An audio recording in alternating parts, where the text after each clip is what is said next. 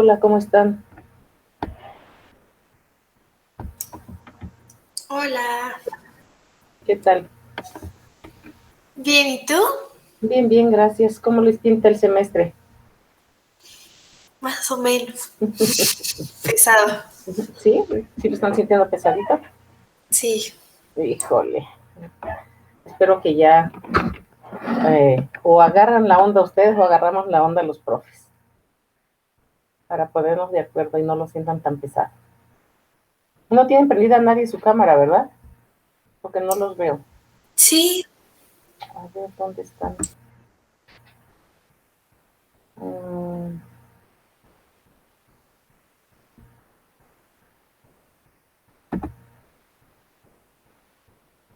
ahí está, ya los veo. Esperamos un tantito al resto de la clase y empezamos. ¿Sale?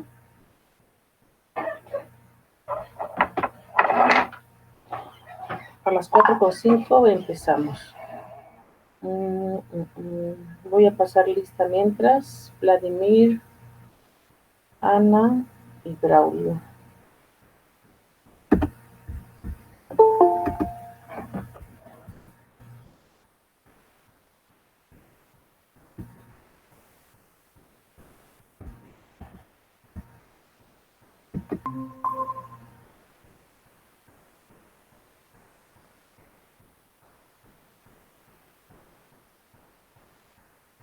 Joshua, ¿quién es Joshua Gómez Noriega? ¿Tú tienes dos dispositivos, Ana?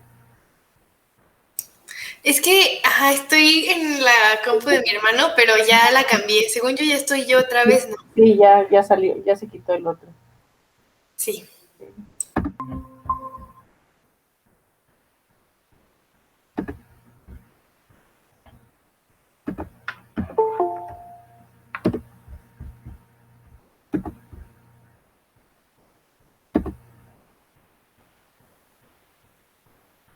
Hola Viridiana y hola Salvador.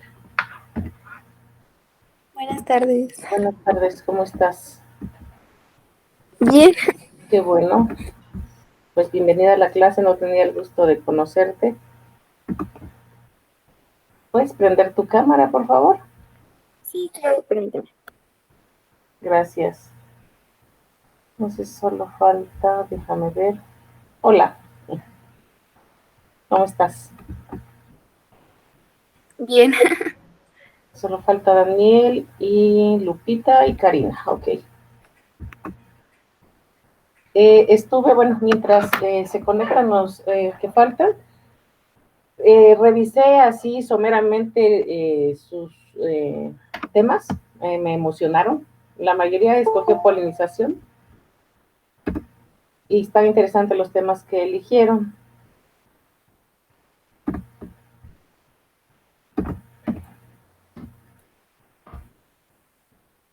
Entonces vamos a platicar un poquito sobre esto. A ver, Viridiana, tú elegiste Echinocactus para ver sus relaciones con insectos en Peña Colorada. Sí. ¿Tú vives en Peña Colorada? ¿O No, cerca? pero constantemente voy ahí. Ok. Entonces tengo la oportunidad de poder estudiar, digo, sí da un buen tiempo de poder hacer lo que planeo. Uh-huh. ¿Y ahorita está abierto? ¿No hay como restricción de acceso? No, es que es una zona, aún no pongo las coordenadas, pero es una zona que está cerca de Peña Colorada, que es un terreno de gente que yo conozco. Entonces hay Ah, mucha naturaleza ok. y hay como unas 25 ejemplares Ah, de mira, Quinocactus. ya Sí. lo tienes bien listo. Perfectísimo. Sí, Ujú. eso para ver que sea factible, pues, y Sí, sí, sí. perfecto, muy bien. No sé si viste la sesión, vamos a trabajar en campus virtual Ujú. y lo que vimos la clase pasada, todo está arriba, bueno, excepto la presentación. Sí. ¿Sale? Entonces, les comentaba a tus compañeros que no sé si ya te pusiste al tanto con ellos. Sí, mi compañero Daniel me pasó todo. Ok, perfecto, para que no te vayas a perder de alguna indicación. Ujú. ¿Sale? Al final del semestre necesito que hagan un portafolios de apuntes para que va a contar como calificación. ¿Sale? Ujú. Muy bien. A ver, Braulio. Polinizadores en ambientes urbanos. Está también interesante. Es, lo que vas a medir es incidencia de polinizadores en qué plantas, más o menos. Y digo, si no lo tienes todavía así como bien armado, pero cuéntame tu idea. Sí, por ejemplo, ya tenía identificadas 3 plantas. Ujú. Son, aquí las tengo. Sí. Es Plumbago auriculata, Ujú.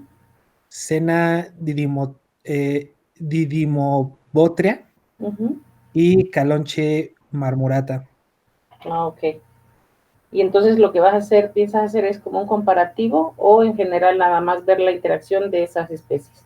Me gustaría hacer un comparativo, a ver cómo se encuentran en las zonas y pues a ver si hay variaciones en cada una de estas, porque todas las zonas que elegí son como parches de vegetación en toda la zona donde vivo, son como zonas verdes que Ujú. están algo amplias. Entonces quiero ver a lo mejor si hay ahí competencia, si hay especificidad de los polinizadores que lleguen. Ujú. Y también nada más hay, de los estudios que se han hecho en México, nada más hay de mariposas y abejas. Y quería ver si a lo mejor puede haber algún otro tipo de organismo presente. Ujú. Ujú. Perfecto. Y más o menos ya tienes como visto las fechas de floración de estas especies para ver que no te vaya a comer el tiempo. Sí, estuve checando y una de ellas es perenne. Las otras todavía las estoy checando, pero las fui a revisar ahorita y están florando ahorita, entonces está bien. Perfectísimo. Ujú. Perfecto. Muy bien. A ver, ¿quién más me falta? Vladimir. Tú vas a trabajar con cerambícidos en la casa farnesiana en el cimatario. Eh, ¿Ya checaste si está abierto el cimatario?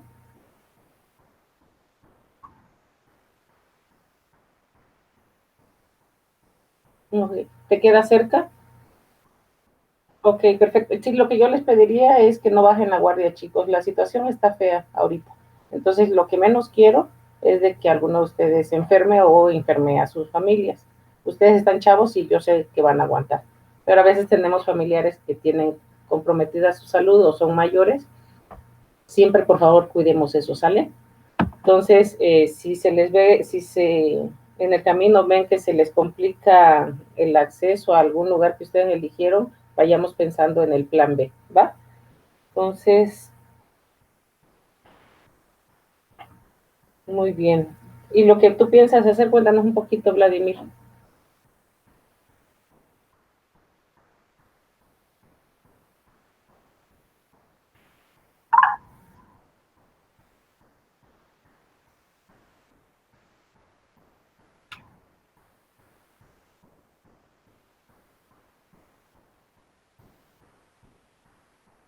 Uh-huh. Pero, pero es solo oviposición o hay algún tipo de herbivoría o más o menos dónde entrarían las interacciones.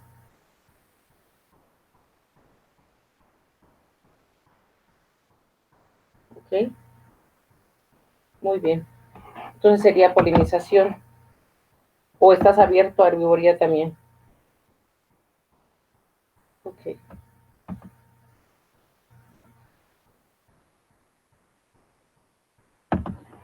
Muy bien. Daniel, Daniel, tú vas a trabajar con filofa del maíz y sus efectos en los cultivos. ¿Estás cerca de Sí. un área de cultivo de maíz? Bueno, tengo una amiga, bueno, una compañera que está trabajando aquí en Querétaro y viene de lunes a viernes, entonces siempre se va allá a Pedro Escobedo. Bueno, vive allá, en esa comunidad cercana de Pedro Escobedo. Entonces, pues planeo irme con ella cada fin de semana para poder, pues, visualizar todo eso. Y sí me comentaba que bueno, esa de gallina ciega, pues sí es como un problema, pues, muy importante ahí en los campos de cultivo que tienen ahí cerca de su comunidad. Entonces, pues por eso decidí hacerlo de estas larvas rizófagas. Ok, perfecto. Sí, bueno, yo donde estoy viviendo en el pueblito y ahí también es una pesadilla en época de lluvia, cuando empiezan las lluvias, están constantemente queriendo entrar a las casas. Pero lo mismo te pediría que cuiden el desplazamiento, ¿sale?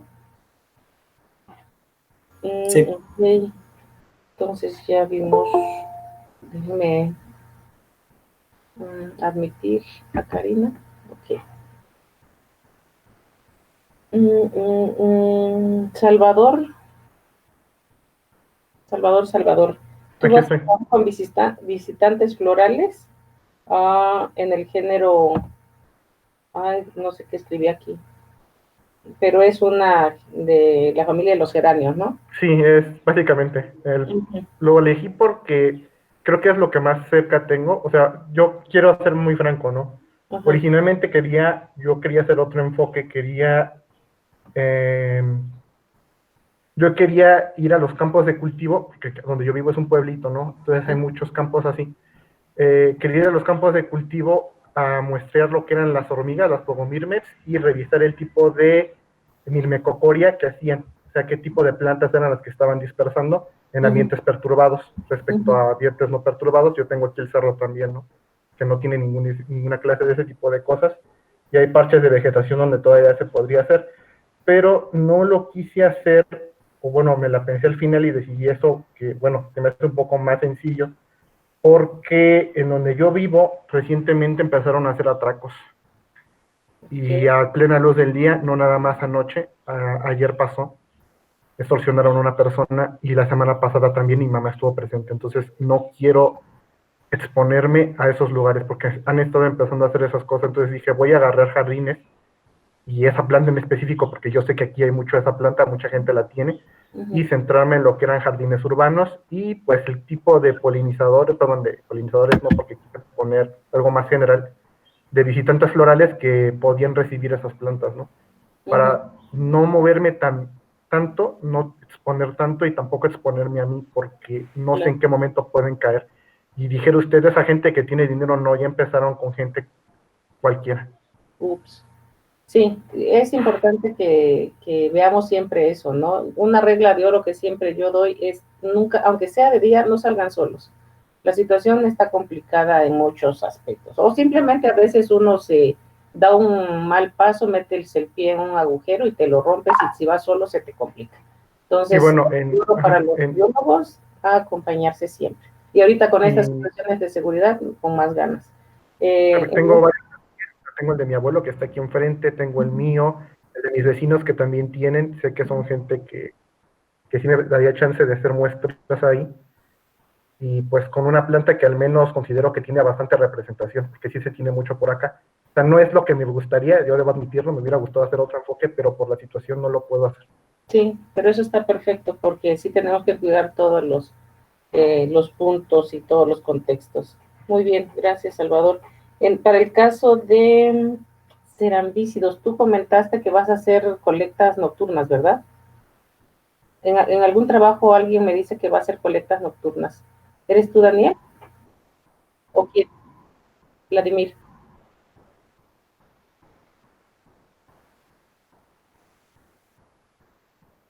Ok, eso hay que Sí. cuidar. Sobre Bueno, todo, perdón. perdón. Bueno, sí, yo había puesto de poner trampas de luz para colectar la diversidad pues, de estos insectos en los campos de maíz. Pero vas a trabajar entonces larva y adulto. Ajá. Ok, ¿y es seguro dónde estás? Pues sí, bueno, es como los campos de cultivo ahí de los papás de mi amiga. Ok, Entonces, pues sí. perfecto. Muy bien. Entonces, Lupita, tú vas a trabajar preferencia de néctar natural o artificial. ¿Nos cuentas un poquito, por favor? ¿Cómo piensas desarrollarlo? No te escuchamos. Creo que tienes tu micrófono apagado. Ya, perdón. Lo que decía es que pues no tengo, bueno, traté de desarrollar la idea, pero no sé qué tan viable vaya a ser, porque pues en mi casa pues tenemos muy poquitas plantas y la verdad como que vengan insectos acá, pues es raro, ¿no? Y en los jardines cercanos pues tampoco hay, más como árboles altos, muy altos, pero no hay tantas hierbitas que yo pueda estar como monitoreando. Entonces lo que pensaba era sembrar calabazas, bueno, calabacitas, que creo que tardan como 3 meses más o menos en crecer y en que el fruto esté completo. Y ya que dieran flores, pensaba colocar así en el mismo sitio como bebederos artificiales para ver si los insectos prefieren el néctar de la planta, bueno, de la flor, o el néctar de los bebederos. Ok, muy bien. Entonces sería, bueno, el modelo está bien porque el ciclo es corto. A lo mejor y con lo que tú dices que no ves mucha diversidad de insectos o muchos insectos, lo que podrías ver cuando establezcas tu modelo es como hacer observaciones, establezcas como un horario de observación y que también estés pendiente de que si no te llegan polinizadores, pero te llegan herbívoros, podrías como estar abierta a esa posibilidad. Okay. Porque no vayas a aferrarte a estar esperando a los visitantes florales y si no hay bichos en la zona donde estás, pero sí puede haber algún herbívoro. Entonces, Okay. como sugerencia. Ok, y me falta Ana.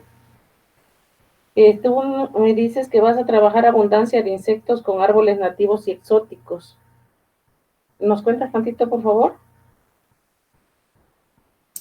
Pues no sé bien cómo hacerlo, pero, o sea, pensaba que tal vez como la diversidad de insectos cambia en los árboles que son de aquí y los árboles que hemos introducido, pero no estoy segura de cómo hacerlo, porque por ejemplo los nativos casi siempre están en zonas más conservadas. Yo tengo al lado el tángano y los otros están en zonas urbanas, así que siento que, o sea, obviamente va a haber más en los conservados, pero porque en los nativos, pero porque todo está conservado.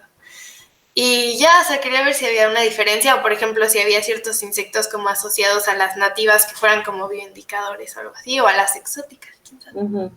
Sí, en ese caso donde estás, si estás cerca del tángano y ahí, por ejemplo, en tu fraccionamiento, hay ficus o estos árboles que mencionas en tu escrito. Sí, o sea, todos los árboles que puse los tengo aquí. Sí. A mí lo que me gustaría es nada más, bueno, a cada uno de ustedes les voy a dar los comentarios por escrito. Esto fue nada más como una vista rápida. Y nada más que contextualices, Ana, qué vas a hacer en relación a las interacciones. ¿Sale? Porque tu escrito está más como biodiversidad. Entonces, sí está bien, o sea, pero y de eso se trata, que vayas soñando, pensando y ver cómo lo bajas a la realidad. ¿Sale? Todos los trabajos están muy interesantes. En este caso nada más sería definir cómo lo vas a vincular a interacciones. Y nos falta Karina. Karina, tú vas a trabajar, bueno, con tu tema de investigación. ¿Sí nos puedes contar de qué se trata? Sí, pues, bueno, ya son de muestras que ya se habían pues tomado del regurgitado de los insectos del Hematoráfila en el 2018 y 2019, y a partir de esas muestras, pues, se hicieron aislados de bacterias y de hongos, pero, o sea, a pesar de que, pues, son como medios generales, pues, no se sabe exactamente lo que tenemos. Entonces, como para también asociar, no sé, las especies que podamos encontrar, ya se han encontrado previamente y que a lo mejor tengan como una función importante dentro de esta interacción, pues es importante caracterizar qué bacterias o qué hongos tenemos, ¿no? Entonces, pues el punto del proyecto es identificar y caracterizar qué bacterias o qué hongos tenemos a través de, pues de PCR, y vamos a secuenciar. Ahí, como lo están pensando hacer, es como gremios de bacterias o de microorganismos, o llegar hasta el organismo como tal.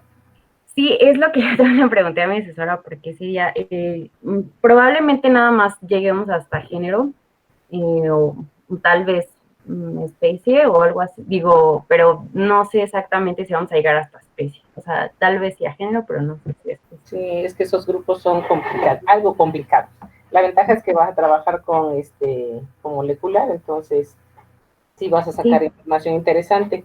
En sí, entonces el título que me presentaste, ¿es el título de tu investigación o es una parte? No, exacto, es como es que el proyecto como más grande se va a hacer hasta julio, porque como la planta pues, y el insecto mantienen esta interacción aproximadamente por esas fechas, entonces sí vamos a hacer experimentos hasta julio más o menos. Entonces como que necesitamos también saber qué bacterias vamos a utilizar y qué son. Entonces esto es como algo para ya posteriormente utilizar esas bacterias para el experimento más grande. Ok. ¿Y la población de crisomélidos y datura ya la tienes en invernadero o...? Bueno, sí tenemos semillas, las semillas sí ya las tenemos y pues las vamos a igual a germinar ya cuando vayamos a hacer el experimento. Lo que sí vamos a recolectar son la lema daturáfila, esa sí la vamos a recolectar, igual aproximadamente como más o menos en junio, julio ya empiezan como a ver, bueno, hay más abundancia, ¿no? De esta especie. Entonces, pues más o menos en esa fecha. Ok, sí, te comento esto porque cuando trabajé con datura como 4 años, un semestre me cayó, para mí, el de la esplaga, no quería que estuviera presente en mi invernadero, lo tuve, pero solamente fue un semestre, un cultivo, pues, un periodo de cultivo. Entonces, no sé qué tan común sea que lo encuentres en inoxia. Y muestré varias especies de datura, bueno, las especies de datura de Querétaro, y nunca encontré en campo lemna. Entonces, ¿qué tan factible es encontrarla? ¿O lo encuentran en otra planta y lo cambian a inoxia? Sí, es que bueno, en teoría lema es de las solanáceas, o sea, pero el lema daturáfila sí es como se supone que es muy especialista de datura, o sea, eso sí es que se sabe, pero en general el como género de lema sí es como el solanáceas. Y en el municipio de Marqués es donde pues aproximadamente han visto que sí, se mantiene esta interacción. O sea, es donde más se ha visto, porque sí está como difícil encontrar particularmente este. Va que va. Muy bien, pues me gustaron mucho los trabajos. Vamos a sacar cosas bonitas y espero que les sirva para su formación, que eso es lo que a mí en lo particular me interesa más. ¿Sale? Entonces no sé si tengan alguna duda o algún comentario con respecto a esto. Si no, vamos a entrar de lleno a lo que es la clase del día de hoy. Y déjenme buscar la presentación, que no la abrí. Doctora Olga, yo sí tengo una pregunta. Bueno, mi plan es trabajar con calabacitas, pero no sé si al mismo tiempo sea buena idea como sembrar otra planta, bueno, otras plantas, para ver cuál es la que alcanza la madurez sexual más rápido, porque no sé si vaya a influir un poco la estación, no sé precisamente si vaya a tardar 3 meses o 4 meses en florar, entonces no sé si sea conveniente intentarlo con alguna otra especie. Pues a lo mejor lo que podrías hacer es para asegurar, y sobre todo porque el tiempo es muy poco realmente, un semestre. Entonces, y ahorita están los fríos. Entonces, la calabacita no sé qué tanto le afecte germinar en frío. Te podrías echar como un chapuzón en las especies que puedan ser factibles, que empiecen a germinar ahorita en estas condiciones de frío, que hoy esta vez no está tan frío como otros años, y que tenga su floración rápida, pues. Entonces a lo mejor puedes cambiar, no te aferres a la calabacita, checa cuál te conviene más, con esas condiciones ambientales que hay ahorita. De ahorita hasta que en mayo, no, ¿se acuerdan cuándo termina el semestre? En mayo, ¿no? ¿O en junio? En mayo. En mayo. Entonces son pocos, realmente el calor va a estar muy poco, vas a estar trabajando más en templado. Entonces sí estaría bien que investigues alguna especie de vida corta que pueda crecer bien en estas condiciones climáticas.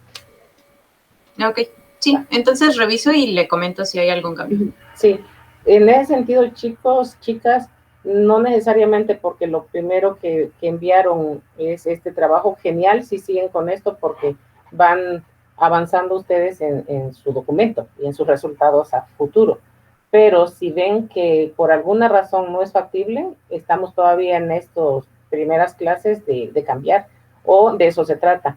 generalmente cuando diseñamos un proyecto pensamos en el proyecto ideal, pero en el camino nos vamos encontrando piedritas que tenemos que quitar del camino, ¿no? Entonces, se vale hacer cambios, como tú lo estás mencionando, Lupita, entonces no pasa nada, sino que vayan creciendo académicamente, ¿va?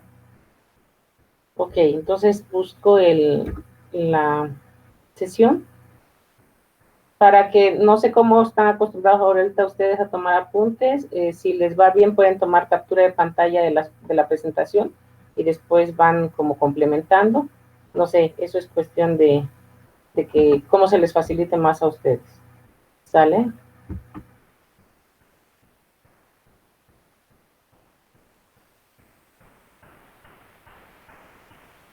Mi computadora es un poquito lentita, ya está viejita la pobre, así que no se desesperen.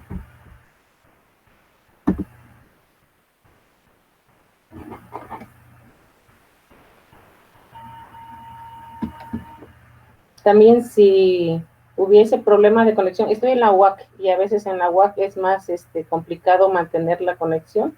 Lo que voy a hacer es apagar mi cámara para que no se vaya a poner lento, o a veces me sigo hablando y resulta que no me estaban escuchando.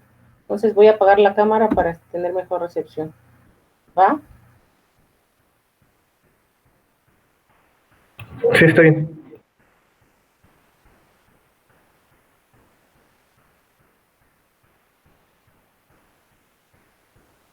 Ana, tienes que invitarme a jugar ping pong. Sí, ahí está la mesa. Con mi hermano. Puedes venir a jugar con él es bueno.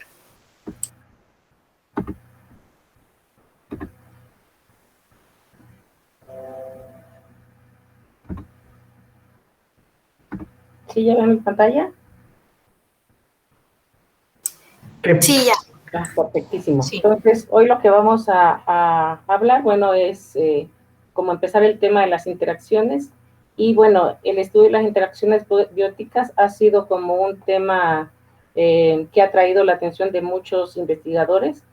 Y bueno, estas evidencias que se han obtenido del trabajo de estudios sobre interacciones nos ha aportado mucho de lo que es la teoría de la evolución de las especies. Bueno, ahorita vamos a hacer como una breve historia en el recorrido a través del tiempo del interés de los naturalistas en un principio de entender nuestra naturaleza, ¿no? En la cual estamos inmersos los seres humanos. Uno de los trabajos donde hay evidencia del tema relacionado a interacciones es Jacob Hufnagel, en 1573 a 1632 estuvo esta persona. Él proviene de, como muchos naturalistas de la época, de una familia adinerada, se dedicaba a su familia al comercio de diamantes. Y bueno, en la imagen que les estoy presentando, en donde están los odonatos, aquí las libélulas, esa obra de arte la hizo su papá, entonces él obtiene toda la educación de su padre, que es un naturalista que le llama la atención este tipo de cuestiones, ¿no? De flores y animales, o más bien plantas y animales. A él, su primer trabajo así importante es el que estamos viendo aquí, donde está el escarabajo. Su nombre de ese trabajo fue Archetype Studies Patris y lo publicó en 1552. En este trabajo es un libro de una colección donde él hizo grabado de 48 plantas con sus insectos asociados y hubo otros pequeños animales. Entonces, este libro, esta obra está dividida en 4 partes y cada una de estas partes tiene placas, ¿no? Y bueno, muchos de los trabajos también lo hizo conjunto con su padre y las grabaciones que ambos hacían. Posteriormente, en 1617 a 1668, Johannes Goddard trabaja también con plantas y sus insectos asociados. Déjenme ocultar esto. Él fue también un grabador, fue pintor y fue naturalista. Él es de origen holandés y bueno, él fue uno de los entomólogos importantes en su época y escribió su obra así más reconocida, fue Metamorphosis et en History Naturae Insectorum. Todo el escrito que él hace en este libro está obviamente en latín y es una obra de 3 volúmenes. Es una obra que tiene muchísimas ilustraciones. El trabajo tan detallado que hizo él es reconocido en esta obra, aunque, bueno, y también fue traducida a varios idiomas, aunque en algunas especies sí como que sale un poquito de la realidad, pero son pocas, y se le ha criticado por eso, ¿no? Pero en general la obra que él hizo tiene un gran detalle y bueno, representó interacciones que él estudió en su época. Bueno, otra de las grandes científicas, precursora de todos los estudios sobre interacciones, fue María Sibila Merian, 1647 a 1717. Ella fue entomóloga, naturalista, fue exploradora, ilustradora científica y pintora. Bueno, ella es de origen suizo y, bueno, tiene la formación de su padre, que era grabador, y, bueno, también se casó con un pintor, pero lo que se le reconoce a esta persona es que en la época donde las mujeres estaban como excluidas del estudio científico, ella hizo grandes contribuciones de plantas e insectos. Estos grabados que estamos viendo aquí es de ella. Tiene muchísimos grabados en obras. Su primera obra así reconocida fue esta que se tituló La oruga, maravillosa transformación y extraña alimentación floral. También hizo un trabajo de Surinam, de metamorfosis de insectos también. En esta obra de Surinam la hace junto con una de sus hijas, que también es ilustradora. Y bueno, también se le reconoce que a pesar de que en ese entonces estaba como muy mal visto de que una mujer se saliera de su casa, ella se dedicó también a recorrer otras partes del mundo, ¿no? Entonces, muchas biografías de ella se conoce como la entomóloga valiente de esa época. Posteriormente, bueno, en este sentido, lo que les estoy pasando es principalmente de investigadores o naturalistas europeos, pero en el Nuevo Mundo también hay mucha información que generalmente no le damos como la importancia que debiéramos, ¿no? Sobre todo nosotros que somos de América. Hay muchas representaciones prehispánicas que datan desde 2500 años antes de Cristo, o hasta 200 después de Cristo. Y hay muchos códices que se realizaron en esa época. Desafortunadamente, muchos de esos códigos ni siquiera los tenemos aquí, ¿no? En México. Entonces, ahí se plasma el conocimiento indígena. Existía o se describió mucho conocimiento tradicional, sobre todo enfocado a cuestiones de alimentación, a cuestiones de plantas y animales medicinales. Y bueno, si nos interesa este tipo de tema, podemos revisar como varias culturas de nuestro país que le dieron importancia al estudio tanto de plantas como de los insectos. Y en ese sentido podemos ver que generalmente lo que ellos plasmaron, lo que ellos evidenciaron fue muy importante porque plasmaron ahí sus tradiciones, su comida, su religión, y existen muchos símbolos para ellos, ¿no? Y también está incluido, por supuesto, la salud. Muchos de los nombres que hasta ahorita se manejan están muy relacionados al origen, ¿no? Al origen de estas culturas. Por ejemplo, los náhuatl tenemos, por ejemplo, Chapultepec, que es como una traducción de Chapulín. Azcapotzalco es como el hormiguero, Papaloapan es, su significado es un río donde hay una gran cantidad, gran diversidad de mariposas que vuelan en sus márgenes, ¿no? Entonces, si nos vamos a revisar, por ejemplo, la cultura maya, tiene mucho trabajo eh, sobre todo estas abejas meliponas. Desde épocas prehispánicas, ellos consideraban como sagradas las abejas meliponas, incluso dentro de sus casas tenían, les permitían que hicieran sus colmenas, ¿no? Porque para ellos era una especie sagrada. Entonces también, bueno, dependiendo de ustedes, si se interesan, pueden buscar la cultura, por ejemplo, teotihuacana, y van a encontrar también que los teotihuacanos consideraban a las libélulas como un símbolo de pureza de agua. Y si ustedes revisan escritos ahorita, ¿saben para qué sirven las libélulas? ¿Han leído trabajos sobre libélulas? ¿Y para qué se utilizan actualmente? Como bioindicadores, ¿no? De cuerpos de agua limpios. Son indicados. Exactamente. Entonces, ese conocimiento que nosotros tenemos ahorita, ellos, los teotihuacanos, ya lo sabían, ¿no?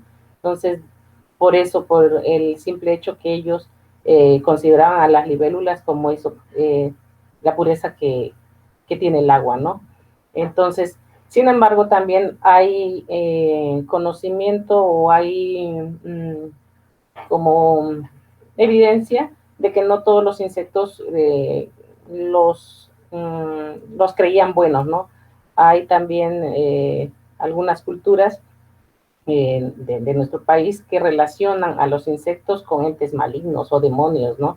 Entonces, en este sentido, por ejemplo, si nos vamos a la cultura maya, hay y hasta ahorita en nuestros días tú vas a las comunidades y ven a una mariposa de los grupos estos de los satúrnidos y dicen que es la mariposa de la muerte, ¿no? Todavía se conserva mucha cultura, más bien mucha información que ellos lo han manejado a través de los tiempos. Bueno, esto es como un paréntesis, porque voy a seguirles hablando de europeos, pero no perdamos de vista que en México tenemos también conocimiento plasmado, ¿no?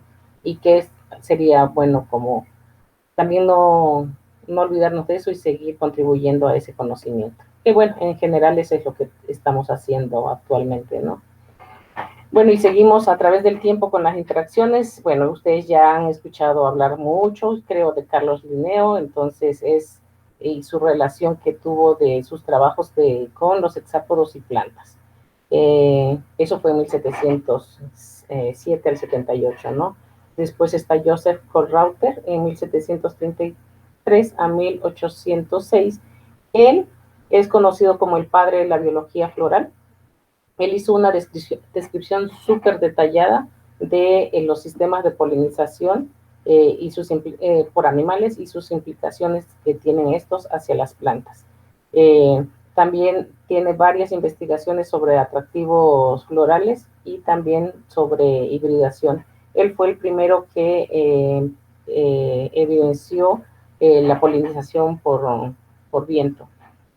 Entonces, él es un botánico, bueno, fue un botánico alemán y también describió muchas especies de flora, describió el polen de muchas especies de planta y bueno, también entendió perfectamente la polinización anemófila, ¿no? Entonces, él contribuyó grandemente con sus aportaciones hacia el mundo de las interacciones. Posteriormente está Konrad Sprengel. Él fue teólogo, fue botánico y fue un naturalista también alemán. Él describe, lo que llama la atención es que todas sus descripciones que hace tanto de las flores, bueno, de las plantas y de sus polinizadores, es que tenía un nivel de detalle increíble, ¿no? Entonces, él investigó muchas condiciones de polinización y bueno, todos estos precursores son como maestros en cuanto a sus aportaciones que hicieron para uno de los grandes que siempre como biólogos estamos escuchando constantemente, leyendo constantemente, que es Carlos Darwin, ¿no? Entonces, todos estos conocimientos, sobre todo de estos dos predecesores a Carlos, sus estudios le ayudaron para entender todos los procesos que él nos habla sobre adaptación por selección natural. Darwin asoció en muchos trabajos, asoció las plantas y sus polinizadores y las adaptaciones que tienen estos, tanto en estructura como en su comportamiento. Entonces, Darwin recalca mucho en sus obras que se interesó por comprender los mecanismos florales y que están involucrados en la reproducción de las plantas y qué papel tienen los polinizadores para promover esta diversificación floral. Bueno, posteriormente, bueno, ha habido muchísimos trabajos. Bueno, seguimos hablando de Darwin. Él hizo muchos trabajos. Tiene uno de 1841 que trabajó con los efectos de abejorros que roban el néctar a las flores sin polinizarlas. Es de los primeros trabajos que hay de los robadores, ¿no?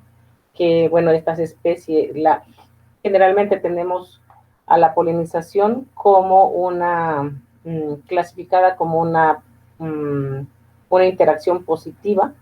Sin embargo, pues se demuestra en varios trabajos que no siempre es así, ¿no? Para todas las especies. Bueno, en el 1859, pues el origen de las especies, y aquí involucra mucho sobre los cambios evolutivos de las plantas y de los insectos. Y bueno, en 1862, él estudió una orquídea que él menciona que no vio nunca el polinizador de esta orquídea, pero él predijo que el animal que polinizaba dicha orquídea por la longitud que tiene el tubo debía ser un animal que tuviera una estructura tan larga como lo es la orquídea, ¿no? Que tendría que medir, en este caso que después se descubrió que esta polilla es la que se alimenta de esta planta y a su vez es su polinizadora, ¿no? Y eso se descubrió 41 años después que Carlos Darwin describe esta interacción. Posteriormente, en 1873 a 1882, bueno, vivió Müller, y él hace muchos trabajos también de evidencia la visita de insectos, las adaptaciones que tienen las flores a la polinización cruzada, y también describe muchas flores y sus polinizadores. Bueno, a través también del tiempo, ya más recientemente, en 1970, empiezan los estudios de interacciones entre especies con los trabajos de competencia y depredación. Estos trabajos inician, hay más evidencia de trabajo que toman a la competencia por alimento o por el espacio. Posteriormente se incluye la competencia por sexualidad, ¿no? Búsqueda de parejas. Y bueno, a partir de 1970 hacia acá, hay muchos más investigadores que se han metido a este tema y ha habido un aumento de estudios en ambientes naturales. Antes de esto, la mayoría de los estudios se hacía como experimentales, y ahorita, bueno, hay un cúmulo de conocimientos, tanto naturales, experimentales y de laboratorio, y se incluyen muchas ramas, ¿no? Hay estudios que están enfocados más a paleobotánica, a morfología, fisiología, genética y otras, ¿no? Entonces, las interacciones han venido evolucionando, los estudios de interacciones han venido evolucionando en relación planta-insecto en ambientes más complejos y metiendo más niveles también en esos estudios. Generalmente, si uno se mete a buscar estudios de interacciones, en 1970 había dos niveles, ¿no? Planta y polinizador, o planta herbívoro. En cambio, ahorita están las redes complejas de interacción, donde ya hablas más de tercer nivel. Hacer estudios de tercer nivel es un poco más, mucho más complicado, pero te da resultados muy, muy satisfactorios, ¿no? Y bueno, hay muchos estudios sobre biología floral y la polinización de sus plantas relacionadas. Bueno, las áreas que están involucradas actualmente es, bueno, la ecología como el área principal, pero están los estudios relacionados ya con biología, tanto animal como vegetal, está relacionado con taxonomía, fisiología, matemáticas, química, biología, genética, edafología, etología, y todas estas han crecido, el conocimiento de cada una de estas áreas ha crecido por sí misma cada una de ellas. Y los estudios que se están haciendo donde ya interactúan estas ramas también ha generado que tengamos un mejor entendimiento de las interacciones. Déjenme ver si son okay. Si son las 5 me avisan para darles el descanso, porque luego yo cuando explico me explayo y a veces me olvido del tiempo. ¿Sale? Sí. Ok. Bueno, y también dentro de estos estudios está también el sesgo, ¿no? Hay muchos sesgos en como interacciones más obvias, que son las más estudiadas, ¿no? A veces es porque son más evidentes, son macro, entonces podemos verlas de mejor manera y obvio nos llama la atención y nos dedicamos a estudiarlas. A veces hacemos también, está sesgado los estudios porque hay mucho más información de algunas especies, entonces es como más factible que puedas hacerlas. Pero hay muchísimas interacciones que no sabemos, ni siquiera que están ahí, ni mucho menos qué efecto tienen. Entonces, en este sentido, hay mucho que nos falta por conocer, muchas interacciones en escala micro que todavía no sabemos, y bueno, si nos ponemos a pensar, porque hace 20 años cuando yo estaba estudiando, estábamos como, mis clases que me daban estaban más enfocadas a la preocupación de la pérdida de diversidad de las especies. Entonces, sabemos que seguimos con ese panorama devastador, triste, lamentable, pero si nos ponemos a pensar más allá, no solamente estamos perdiendo organismos por sí mismos, ¿no? Estamos perdiendo esa gran cantidad de interacciones bióticas, ¿no? Todas esas relaciones complejas que no las conocemos y que sería deseable no perderlas. Entonces, si alguno de ustedes se apasiona con esto, tienen mucho que aportar a la ciencia. Pero bueno, entonces, eso fue una parte de la historia, ¿no? Cómo hemos llegado y cómo hemos evolucionado hasta lo que conocemos ahorita. Entonces, ¿qué son las interacciones? En el primer ejercicio que hicimos en el muro interactivo, me describieron muchos, todos ustedes ya tienen una idea de qué son, cómo se define una interacción. Entonces, en ese sentido, las interacciones bióticas son aquellas relaciones que se establecen en al menos dos organismos de una o de más especies. Y estas interacciones se dan como resultados de esa relación que tienen los individuos, ¿no? Y estas pueden clasificarse generalmente más bien se clasifican de acuerdo a si se obtiene un beneficio, si se perjudica a la especie o no hay ninguna afectación. Y este beneficio o perjuicio a estos organismos va a depender mucho del contexto en que ocurra, ¿no? El contexto involucra los recursos que hay en nuestros ecosistemas y el intercambio de bienes y servicios que estos tienen. De esa forma, una clasificación como clásica de las interacciones es las que son benéficas o que se consideran mutualistas, donde ambos especies salen beneficiados, las perjudiciales, que son relaciones negativas o antagónicas, donde uno de los organismos que interactúan sale perjudicado, y las neutras, que no reciben ni beneficio ni se perjudican, ¿no? Entonces, en ese sentido, generalmente las interacciones se dan porque las especies necesitan obtener recursos para poder sobrevivir. Esos recursos podemos hablar del agua, de los nutrientes, de parejas, y generalmente, bueno, en nuestros ecosistemas, un individuo es alimentado y otro es consumido, ya sea de forma parcial o de forma total. Y bueno, y tienen que estar luchando para crear estrategias donde puedan sobrevivir ambos, ¿no? Ambos interactuantes. Bueno, entonces en este sentido tenemos relaciones benéficas y relaciones antagónicas. ¿Han escuchado o qué saben de estas relaciones? ¿Alguno de ustedes que se acuerde de las clases de ecología?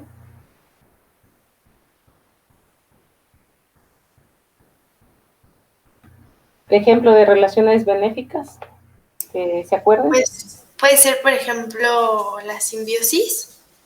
Sí, la simbiosis. O sea, uno necesita al otro, o el mutualismo también, ¿no? Se benefician aunque no se necesitan. Sí, sí, en ese sentido hay también, tocaste un punto importante en las definiciones, ¿no? Si tú te metes a investigar sobre simbiosis, el concepto de simbiosis, algunos autores dicen que la simbiosis es el proceso donde están interactuando dos organismos que dependen uno del otro, ¿no? Sin esa interacción no podrían vivir. Y el mutualismo es que ambos se benefician, pero no necesariamente si se rompe esa relación pueden seguir existiendo. Y hay una controversia en esos conceptos, pero más adelante lo vamos a ver, pero sí tienes razón. Y bueno, otro ejemplo de relaciones benéficas. Pues no es tan benéfica, pero el comensalismo, ¿no? Uno se ve afectado y otro beneficiado. Bueno. Sí, pero ahí ya entraría como, bueno, ese es otro punto importante.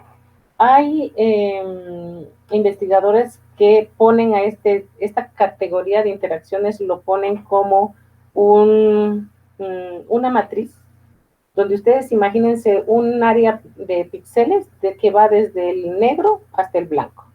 Tenemos las relaciones negativas, que sería el negro, y tenemos una gran escala de grises hasta llegar al blanco, que serían las relaciones benéficas. Pero entre el blanco y el negro hay un montón de relaciones que, dependiendo del contexto, va a beneficiarse más o menos uno de los organismos. Y bueno, la relación antagónica vendría siendo cuando ya hay realmente conflicto de intereses. En este sentido, por ejemplo, las especies que se benefician mutuamente serían las relaciones benéficas. Y los ejemplos clásicos en esta categoría es la polinización, la dispersión de semillas y la simbiosis. Pero más adelante vamos a ver que no todo es negro ni todo es blanco. Muchas veces hay relaciones de polinización que no, aunque la polinización clásicamente la categorizamos como relación benéfica, a veces no se da. O sea, a veces sale perjudicado uno de los dos interactuantes. A ver, piensen en algún escenario donde por ejemplo, la polinización no sea benéfica, sino se vuelva antagónica.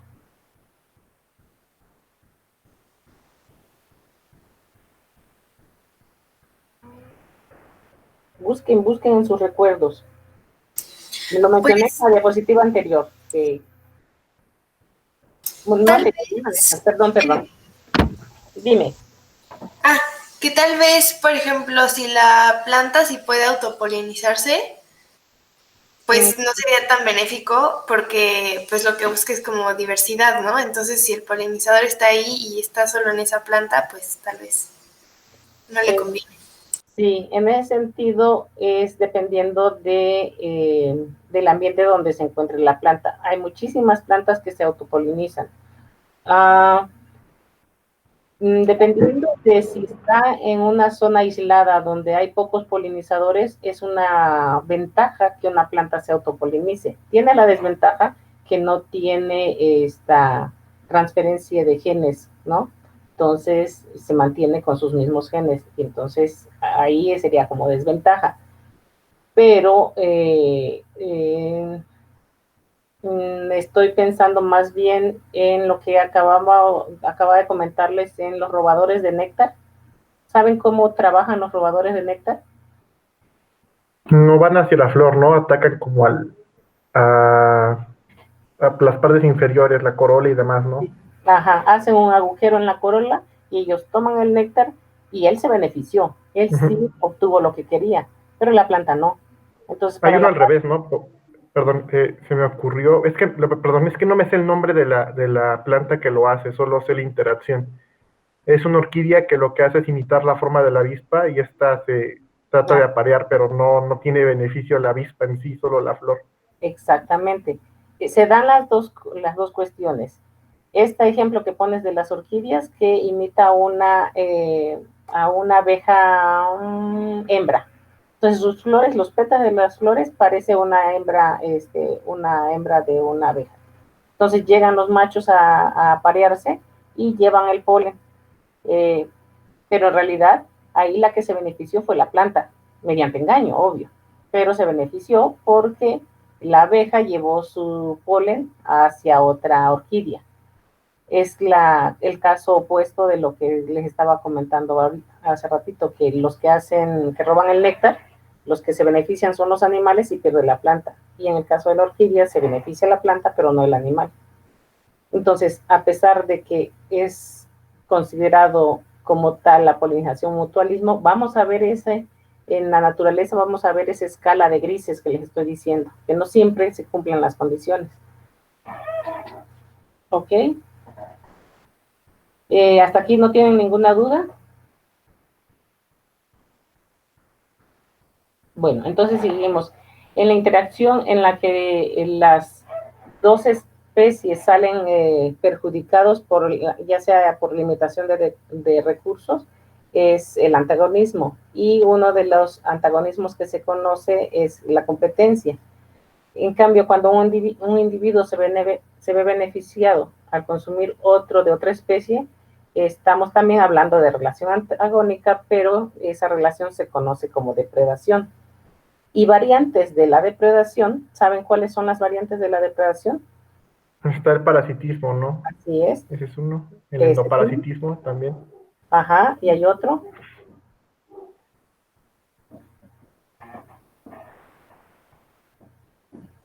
A ver, los demás. Aparte de algo que es considerado como depredación, está el parasitismo y acuérdense de las relaciones que tienen los insectos, bueno, también no solamente son insectos, los animales con las plantas. No te escuché bien. ¿Amensalismo? No, estamos hablando de... El amensalismo es categorización de que uno sale beneficiado y el otro no. Lo que estoy preguntando ahorita es una relación antagónica que es considerada depredación, pero se conoce con otro nombre. Estamos hablando de la herbivoría. Y la herbivoría es, bueno, tanto el parasitismo como la herbivoría va a depender, las consecuencias que tenga el individuo va a depender de la intensidad y de la duración del ataque. Entonces, y bueno, finalmente hay otras relaciones en las que también, las que tú comentabas ahorita, en la que solo uno de los interactuantes se ve afectado de forma negativa y se conoce amensalismo. Y de forma positiva se llama comensalismo. En la siguiente, no sé si en la siguiente clase creo que les pongo una tabla que les va a ayudar mucho a como a recordar estos conceptos y el efecto, ¿no? Ok. Y bueno, mira, aquí están los ejemplos y la pregunta que les hacía. Si la polinización siempre es un mutualismo y ya vemos que dependiendo del costo y del beneficio, pueden haber, este es el ejemplo que hablábamos de la orquídea, donde lo que ven acá, ¿qué ven acá? Bueno, ahorita ya saben que es la flor, ¿no? Pero engaña bien fácil a las abejas macho. Y este es un ejemplo de robador de néctar, donde el insecto hace un agujero acá, en donde está el nectario, donde está el néctar y se roba todo el néctar sin beneficiar a la planta. No sé, me acordé de otros ejemplos, A ver. pero más complejos. Bueno, recordaría que en el libro de, perdón, se llamaba El gen egoísta de Dawkins, ¿no? Ah, sí. A ver. Mencionaba un caso bien particular que no se me olvida. Mencionaba al higo, la interacción que tiene el higo con sus avispas polinizadoras. Sí, los agaones. Uh-huh. Que uno podría creer que es como este interés completamente desinteresado, ¿no? Pero Dawkins mencionaba que ocurre cuando la avispa cuando por ejemplo esa avispa o otra avispa pone demasiados huevos dentro del higo. ¿Saben qué pasa? Cuando una avispa... O sea, cuando se ponen demasiados, porque ahí es donde empieza la crianza, ¿no? De la avispa como tal, se desarrolla adentro. Sí, todo es adentro. Cuando comemos higos, comemos avispas. Uh-huh. Pero decía, bueno, ponía un ejemplo de qué ocurre cuando ponen demasiados. O sea, porque decía, uno piensa que generalmente es un interés, es desinteresado, ¿no? Pero mencionaba que si, por ejemplo, llegan varias o es demasiada la carga, la propia planta hace una reacción y pierde el higo, básicamente. Pierde el higo, sí. Sí, esa interacción está padrísima, porque, bueno, el higo no es fruto, es una inflorescencia, bueno, está cerrado, no está invertido. Y dentro del higo están las flores hay flores de dos tamaños, unas cortas y unas largas. En una, no recuerdo ahorita en cuál, una sirve para que la avispa oviposite y la larva coma, y la otra es para polinizarla. O sea, esa relación está padrísima porque cuida hasta ese nivel de detalle, esa interacción. O sea, la avispa no oviposita en todas las flores de la inflorescencia, sino va eligiendo en dónde va a depositar el huevo para que sea consumido o para que haya reproducción de los higos. Ese libro del gen egoísta está es una de las libros que me gustan mucho. ¿Ya lo leyeron, chicos, los demás? Yo sí, te deja bastante...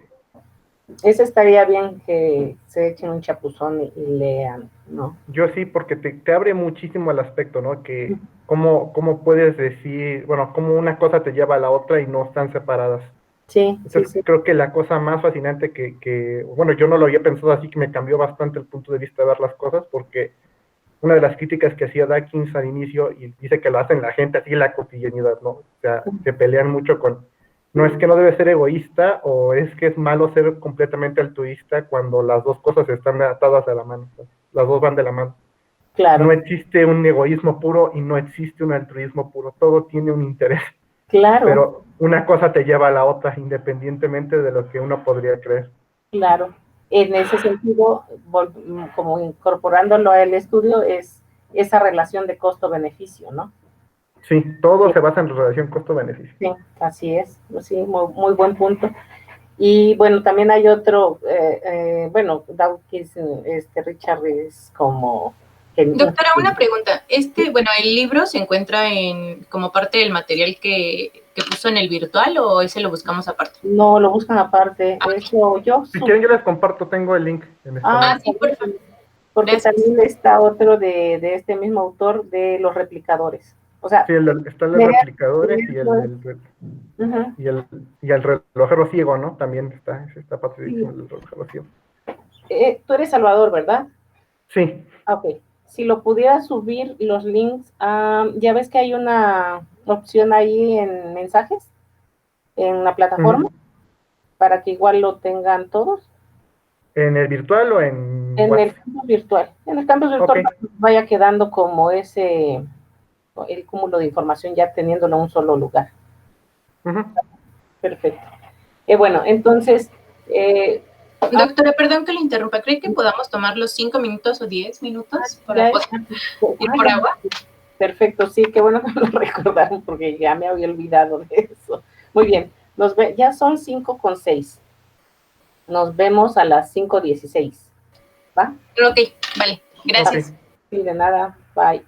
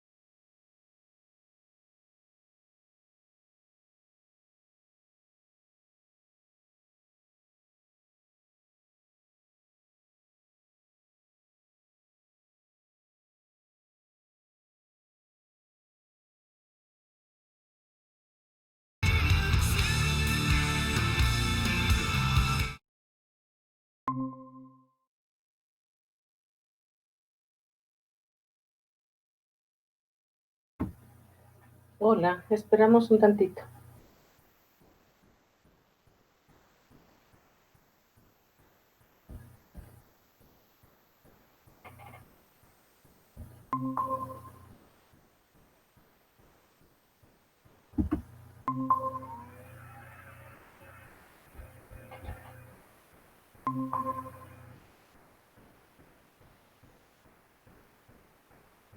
Estoy viendo que yo aparezco como María Guadalupe. No sé por qué cambié mi nombre. Lupita, Mande. ¿tú cómo apareces? ¿Tu nombre cómo está? ¿Está bien? ¿Aquí o en el virtual? No, en el Meet. Ah, pues estoy con el correo institucional, aparece todo mi nombre.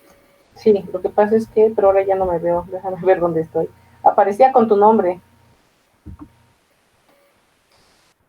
Al yo hablar, aparecía tu nombre. ¿Mi nombre? ¿Me salgo y me vuelvo a conectar? No, pues ¿O ya no me veo. Ahorita ya ni siquiera me veo, entonces no pasa nada. Porque ya vi que tú apareces con tu nombre. No, no pasa nada. Ok. Vamos a esperar tantito. Lo que estaba tratando de hacer ahorita era hacer un espacio en el campus virtual donde sea un espacio para compartir. De hecho, lo creé, pero no sé si ustedes pueden subir archivos ahí. ¿Alguien lo puede checar?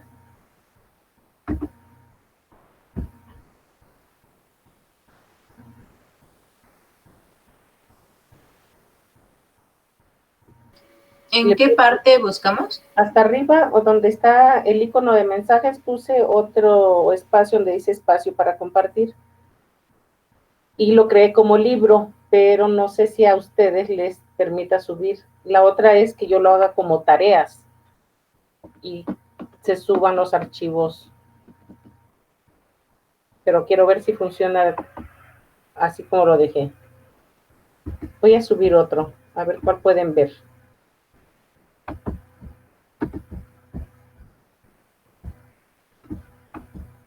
¿Sí ven ese que se llama espacio para compartir?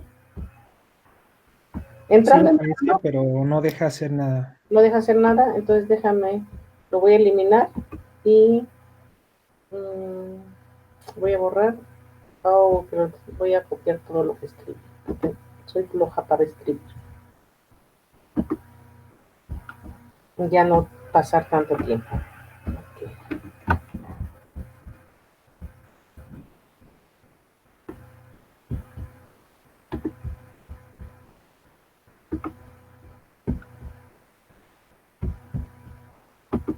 Ya estamos todos. Para yo no entretenerme tanto con esto. Vamos a ver. Ok, lo voy a subir como tareas.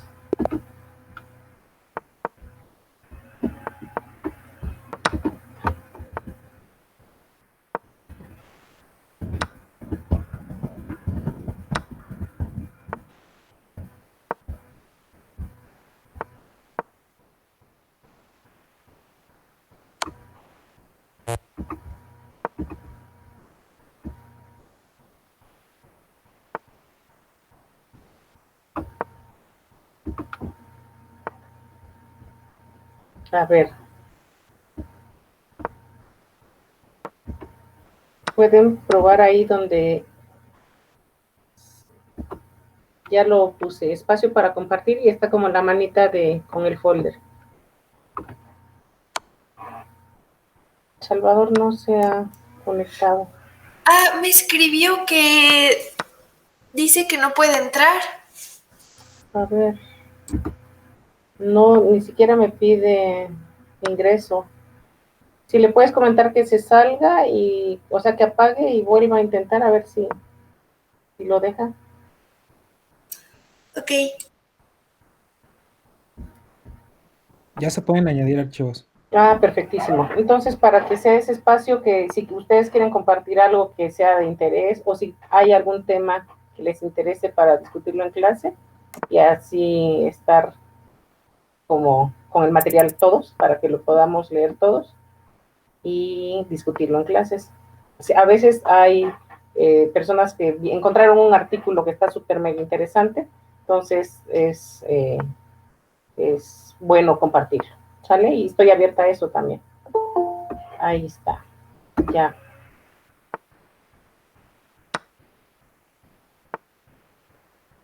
Hola. Hola. Ok.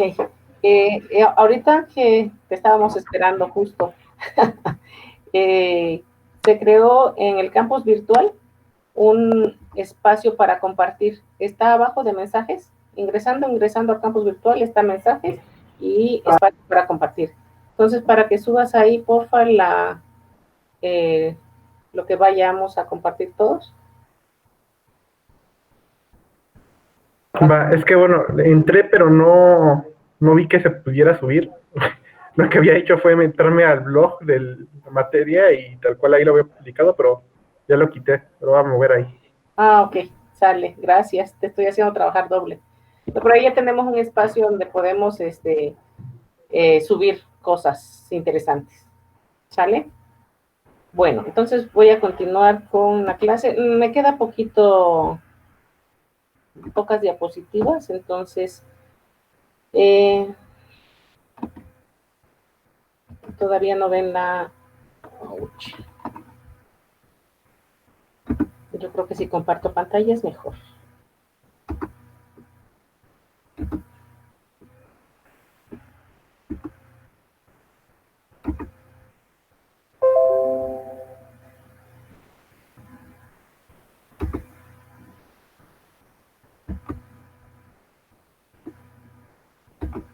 ¿Ya ven la pantalla? Sí. Sí. Perfecto. Entonces,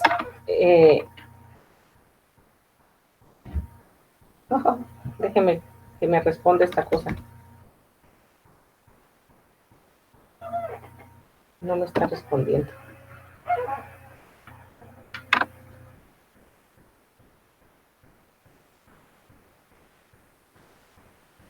Deme chance, estoy en esto. Ok.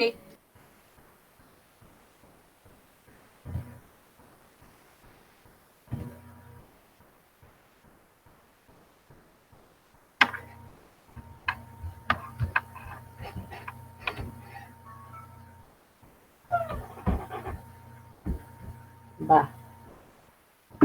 Bueno, entonces seguimos con el tema de introducción a las interacciones. Hay unos investigadores del Val y Karina Boug que hacen un análisis de las interacciones bióticas y ellos describen de forma muy práctica y entendible los efectos que tienen las interacciones bióticas. Entonces ellos mencionan que cuando los efectos tanto positivos o negativos de las interacciones bióticas se ven reflejados en los componentes de la adecuación de los individuos. Esa adecuación estamos hablando de supervivencia, de crecimiento, de éxito reproductivo. Y es probable que estas interacciones afecten a los procesos demográficos y ecológicos. Por ejemplo, la tasa de crecimiento poblacional, la abundancia, la distribución de una especie, etcétera. O puede afectar también evolutivamente. Estamos hablando, por ejemplo, de selección natural, del flujo génico o de procesos de coevolución. Bueno, ejemplos clásicos son cuando un depredador de semillas disminuye el número de hijos que una planta puede tener, la tasa de crecimiento de la población de ese organismo también va a disminuir.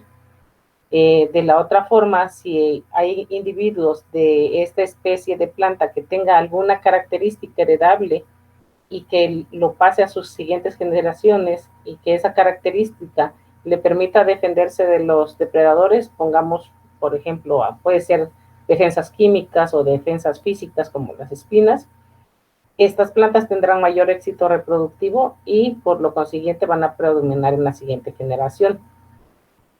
Y bajo este escenario se puede decir que ha ocurrido evolución por la selección natural como consecuencia de una interacción entre la planta y su depredador.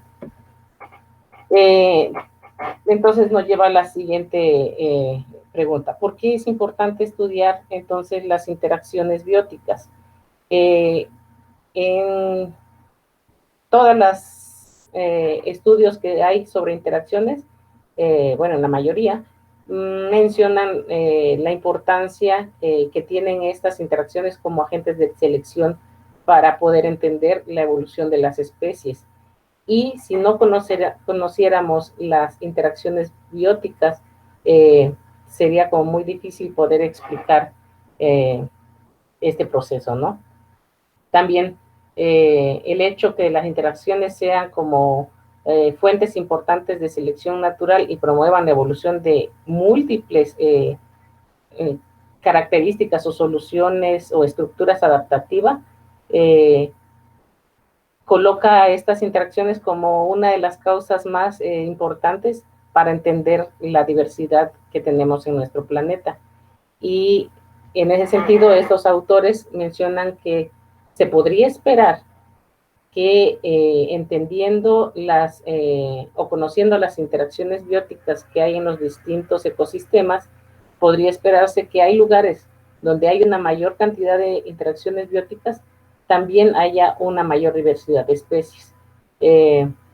Por lo que para entender estos patrones de biodiversidad es muy relevante no solamente conocer las especies como tal que están en determinado lugar, sino tenemos que entender qué interacciones están estableciendo estos organismos y también entender esa gama de color, de tonalidades de negros, grises y blancos para conocer y tener más como evidencia de esos procesos. También las interacciones bióticas son elementos muy importantes para entender cómo funcionan los ecosistemas, tanto la asimilación de la energía como de los nutrientes y como el flujo de esta materia y esta energía a través de las cadenas tróficas, ¿no? Y la descomposición de la materia orgánica que depende de las interacciones bióticas. En este sentido, tenemos el ejemplo, nos vamos a regresar a la secundaria.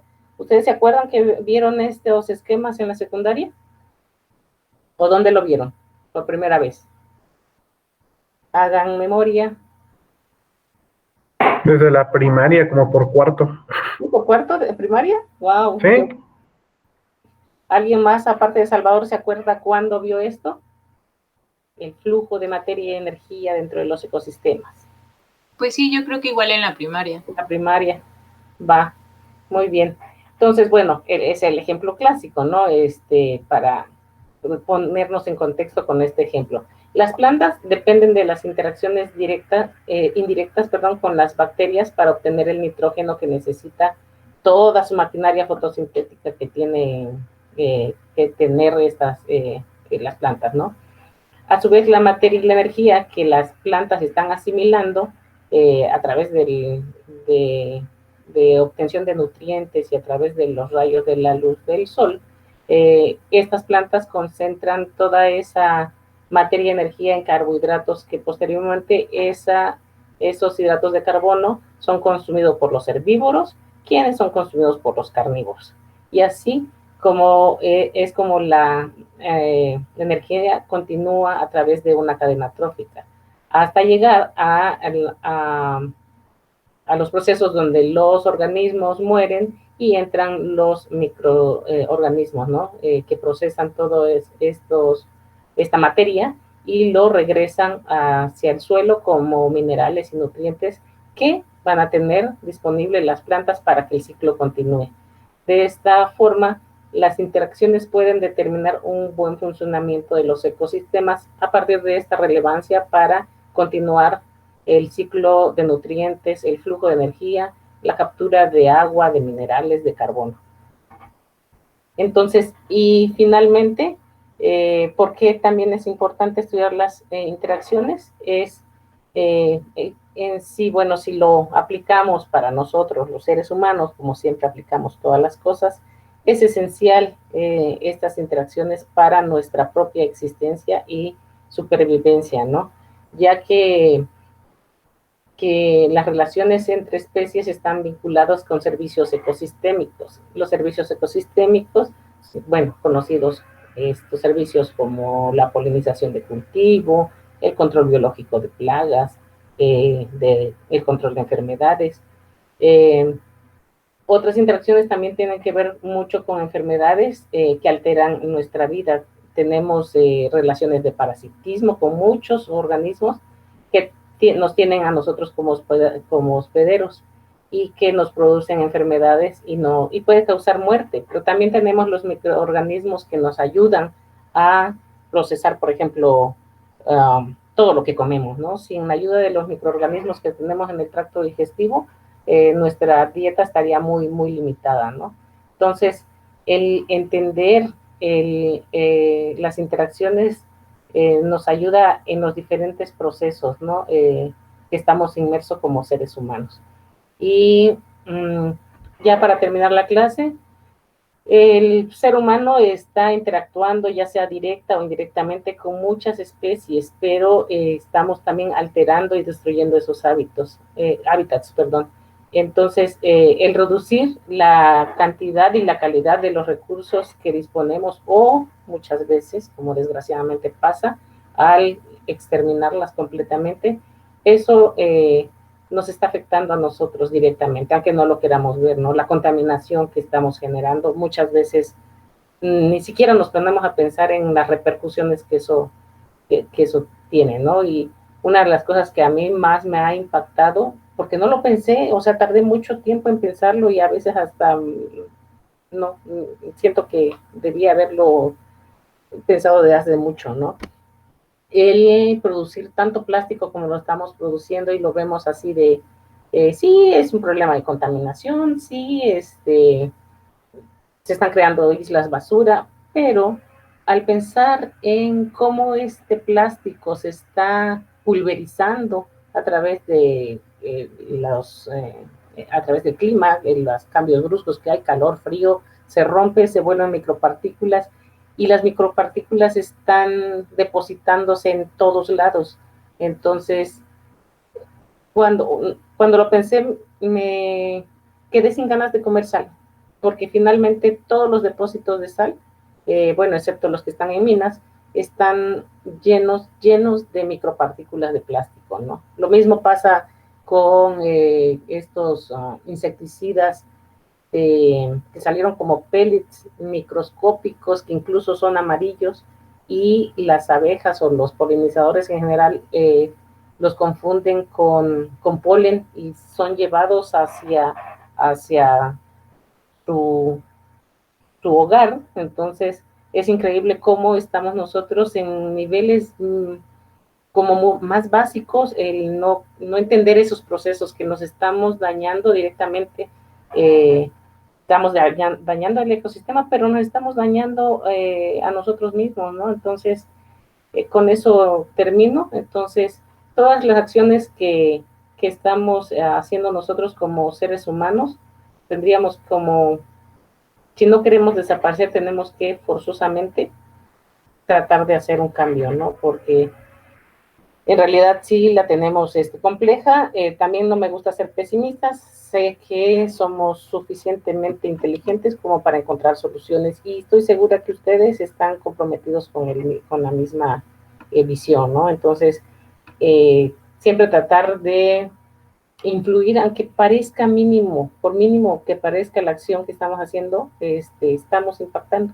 Entonces, la invitación es esa, que sigamos aportando nuestro granito de arena para mejorar las cosas. Entonces, hasta ahí termino. No sé si tienen alguna pregunta, alguna duda, algún comentario. Bueno, quizás comentarios sí. Ok. Pero este es el último caso que mencionó. A ver. Es que no sé si les ha pasado o se han platicado yo, por ejemplo, con mis abuelos y con mis padres, sí, respecto a los productos de plástico, y después de que lo reflexioné Ujú. y de otras cosas que vi, me di cuenta de que pues en ese punto puedes llamarlo como una super negligencia, ¿no? Porque si rebobinas, o sea, si te vas hacia atrás, por ejemplo, muchos productos en el antaño no ocupaban realmente envolturas plásticas. De hecho, si yo preguntaba que antes cómo se tomaban las bebidas gaseosas, ¿qué me responderían? No existían, Sí, pero cuando empezaron a distribuirse no usaban plástico no, originalmente. no, Vidrio. era vidrio. Era vidrio, y de hecho mis familiares, por ejemplo, más viejitos, sí decían que extrañaban eso porque uno guardaba sus botellas, no las podías tirar a lo tonto, Sí, tenías que guardar las botellas. sí, Si tú querías volver a comprar un refresco, o pagabas el importe del vidrio extra, o tú reentregabas de vuelta el envase, ¿no? Para que se lo dieran al distribuidor, el distribuidor lo limpiaba y volvía a rellenar. Si ujú, tú querías comprar algo adicional, tenías a huevo que pagar el importe que te daba el volver a conseguir el envase, o sea, como si fuera un garrafón, o claro. como si fuera, por ejemplo, las caguamas, ¿no? Que se sigue haciendo con las caguamas. Pero más allá de eso, si uno analiza históricamente también ese cambio que hubo por los empaques y demás que también usaron el plástico, todo fue como un esfuerzo literalmente enfocado a aprovechar completamente todo el recurso del petróleo, porque todo eso es derivado petrolero. Ujú, O sea, la gasolina hay que sacarle todo el provecho a todo el producto que se saca del crudo. Y ujú, una de esas formas era el plástico, ¿no? Literalmente empezaron a usar esos servicios. Y una de las cosas tramposas que hicieron, y no me van a dejar mentir, ustedes van a poder ver, es el etiquetado de reciclaje. ah, sí, Porque el etiquetado de reciclaje, si bien funciona, por ejemplo, con el PET a nivel 1, 2 y 3, ya no funciona a partir del 4. claro. Ya no Ujú, funciona. ¿Y para qué lo hicieron originalmente? Para decirle a la población que era seguro estar haciendo ese tipo de claro, productos, ¿no? Y es una historia súper engañosa en donde el marketing tuvo un efecto súper perjudicial. Pero en sí, para la mayoría de los productos no se necesitó porque no se usaban otras cosas. claro. Pero así de poderoso fue ese proceso histórico, y la verdad es de que sí se podría tratar de cambiar y revertir incluso a formas viejas en las que usan las cosas, pero nos hemos acostumbrado tanto a depender de esos productos que ya no vemos que se podía vivir sin ellos, ¿no? Claro. Y está horrible cuando ves todo ese proceso histórico que tuvo que pasar. Sí, pero eso que dices está, que eso es lo que nos han hecho creer que no podemos vivir sin eso, porque estamos bombardeados, ¿no? Así, consciente e Sí, inconscientemente nosotros estamos recibiendo información de compra, compra, compra. Incluso eso de comprar, muchas veces ni siquiera necesitamos cosas que estamos comprando. Entonces, o también pensamos, voy a usar el PET porque total se reusa, que se vuelve a reciclar. Cuando el 10% sí, es mucho si el 10% se recicla, ¿no? Entonces, sí, es que fue engañoso, todo literalmente era súper engañoso. engañoso. Uh-huh. Entonces, sí es como mucha como conciencia de parte de cada uno de nosotros. Yo lo que estoy convencida es de que no podemos cambiar así de la noche a la mañana el mundo, pero con los que Sí, nos porque rodean ya, tenemos que influir, ¿no? Yo tengo 3 hijos, yo creo que me odian, pero, o me odiaban cuando eran chiquitos, porque sí los hacía, los cuestionaba mucho, ¿no? Pero ahora, ¿qué creen? Al menos mi hija, la segunda, me cuestiona muchas veces a mí, ¿para qué vas a comprar eso? No lo necesitamos. Y me da gusto, o sea, realmente digo, ok, está bien, ahora yo me tengo que como educar, ¿no? El rollo del importe. En muchos refrescos todavía está la opción, pero es mucho más fácil pasar por ahí, comprar lo que te estén ofreciendo y no regresar por tu importe, no ir por tu envase. Entonces, sí es mucho como de, volver como a pensar, eh, pero es un poco de tener conciencia. Las personas que tienen conciencia, poquito a poco vamos haciendo el cambio. Pero cuando yo he encontrado personas que literal todos los días compran o comen en Unicel, o sea, porque no quieren lavar trastes, digo, no puede ser.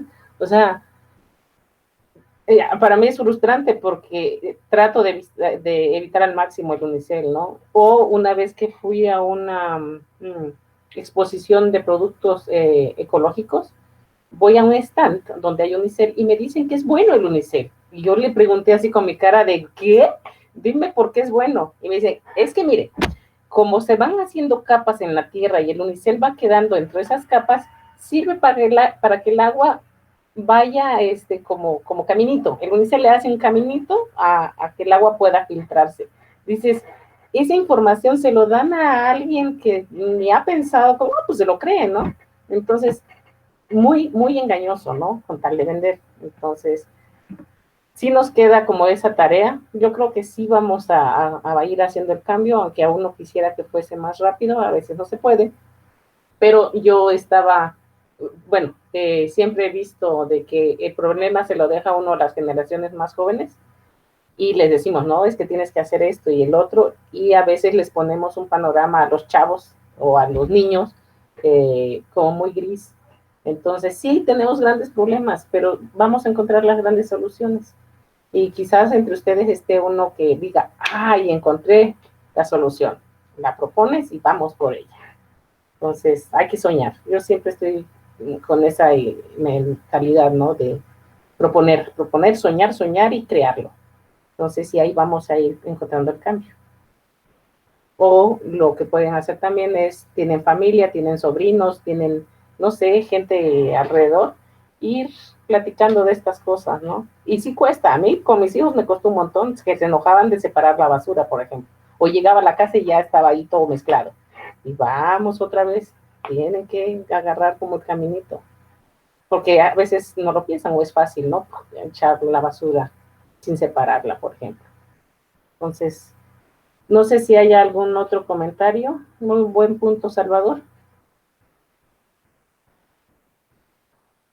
Si no hay comentarios o dudas al respecto, ¿ya checaron la tarea que hay para el día de hoy? Bueno, para esta semana, estos días. Siempre chequen el campus virtual. En el campus está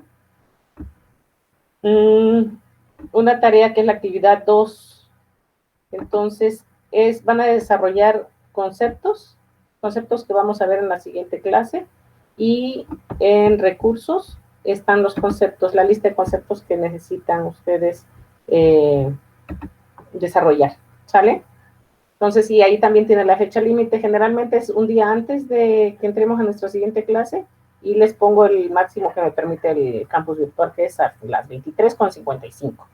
Para que lo hagan, por favor, traten de cumplir en tiempo, porque yo me tengo que ajustar y tengo que ser justa con todos. Entonces, si me entregan con tiempo, se los califico, no hay problema, pero si no puedo, si alguien se desfasó y no lo entregó, tengo que ser justa, ¿sale? Y no califico. Entonces era para el domingo, ¿no? Para el domingo, ¿sale? Ok, por mi parte es todo. Entonces, si no tienen algo más, pues nos vemos el lunes. Tengan un bonito fin de semana y cuídense mucho. Gracias, adiós. Adiós. Bye, bye. Gracias.